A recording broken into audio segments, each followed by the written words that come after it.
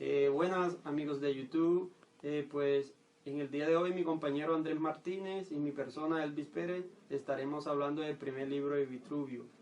A continuación los dejo con mi compañero Andrés Martínez para que él le diga un poco de quién es Vitruvio. Iniciamos entonces este recorrido analítico de esta extraordinaria del gran mentor Vitruvio Polio, un arquitecto ingeniero romano, quien plasmó en un tratado nominado Los 10 libros de la arquitectura, los conocimientos y principios básicos que han servido de muchísima ayuda para las generaciones actuales y lo que se está viviendo hoy en la modernidad. Deben saber el arquitecto. En este primer capítulo, Vitruvio nos habla de la arquitectura como una ciencia adornada con numerosas enseñanzas teóricas y con diversas instrucciones que se utilizan como una teoría de base para juzgar todas las obras que alcanzan su perfección mediante las demás artes. Este conocimiento surge de la práctica y del razonamiento. La práctica consiste en una consideración perseverante y frecuente de la obra que se lleva a término mediante las manos, a partir de la materia, de cualquier clase, hasta el ajuste final de su diseño. El razonamiento es una actividad intelectual que permite interpretar y descubrir las obras, construir con realidad a la habilidad y la proporción de sus medidas. Por tanto, aquellos arquitectos que han puesto todo su esfuerzo sin poseer una suficiente cultura literaria, aunque hubiesen sido muy hábiles en sus manos, no han sido capaces de lograr sus objetivos ni de adquirir protegidos con sus trabajos. ¿Qué consiste la arquitectura? La arquitectura se compone de la ordenación, de la disposición, de la eurimia, de la simetría, del ordenamiento y la distribución. La ordenación consiste en justa proporción de los elementos de una obra, tomados aislantes y en conjunto, así como su conformidad respecto a un resultado simétrico. La ordenación se regula por cantidad. La cantidad se define como la toma de unos módulos a partir de la misma obra, para cada uno de sus elementos y lograr así un resultado apropiado o armónico de la obra en conjunto. La disposición es la colocación apropiada de los elementos y correctos resultados de la obra según la calidad de cada uno de ellos.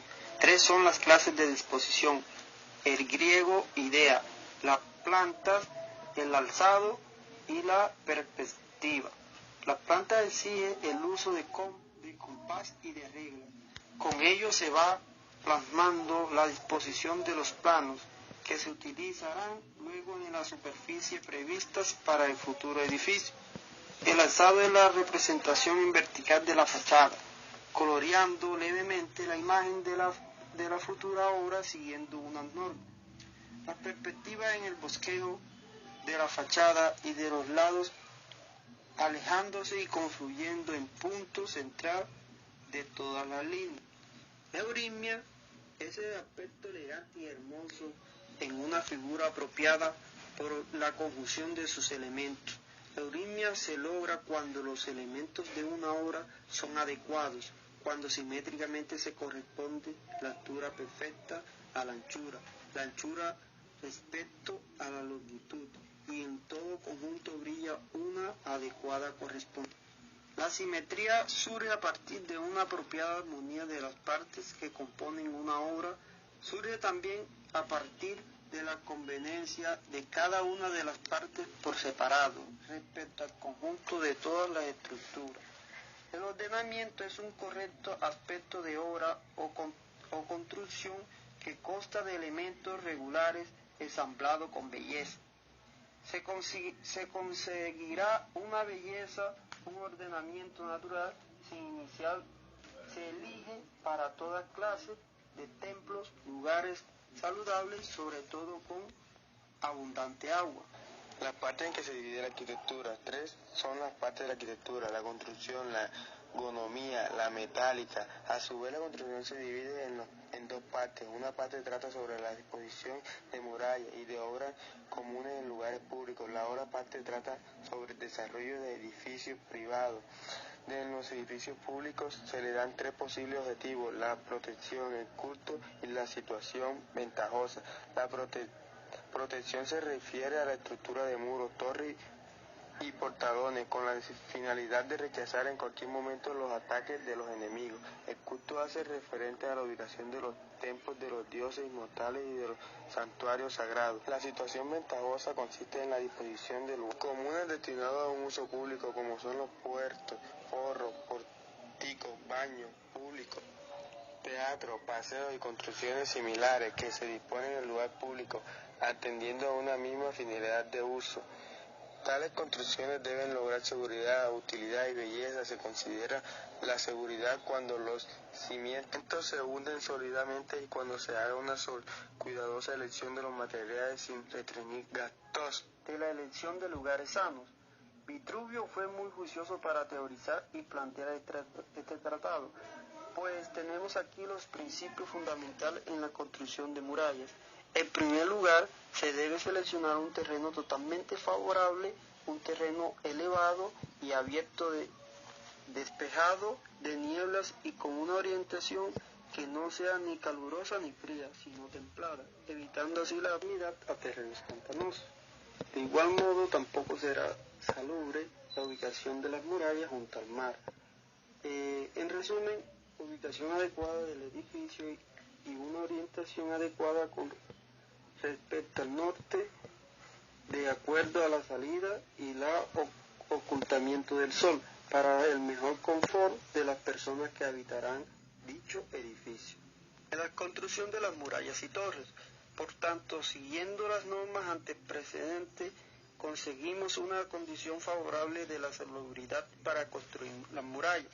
Cuando se haya elegido terrenos fértiles para la alimentación de la ciudad, cuando se logre un transporte fácil hacia la muralla, bien medidas caminando por caminos protegidos, o bien por la situación ventajosa de los ríos, o bien por puertos de transporte marítimos. Entonces deben excavarse los cimientos de las torres y murallas, de modo que se ahonde en tierra firme, si se puede encontrar, y con una profundidad que guarde relación con la magnitud de la construcción, siempre en modo razonable. Su grosor será más ancho que el de las paredes, que se vaya a levantar sobre la tierra la cavidad que debe ser rellenada con un compuesto lo más sólido y consistente posible. Sobre todo debe ponerse la máxima preocupación en que el acceso para asaltar el muro sea difícil. Se ha de pesar la manera de rodear el perímetro con el principio de formar que los correctores hacia los portalones no sean directos, sino orientados hacia la izquierda. Si se realizan de este modo, el lado derecho de quienes se acerquen, al no estar protegido por el escudo, quedarán al descubierto. Las fortalezas no deben tener forma rectangular. Podemos identificar la realidad que se vivía en esa época, ya que tenía en cuenta la seguridad de sus edificaciones ante un atentado. La división y distribución de las obras dentro de las murallas. Una vez terminada la muralla se incorpora al tren. En su interior se abre la distribución de su superficie, plaza y callejuela en dirección hacia los 4 puntos cardinales. La distribución se trazaba correctamente en el supuesto de lo que en vientos no afectan de modo perjudicial a la callejuela, pues si son fríos ocasionan daño, si son calientes provocan verdaderas alteraciones y si son vientos húmedos causan serios inconvenientes. Define el viento como una agitación del aire que sopla con movimiento variable.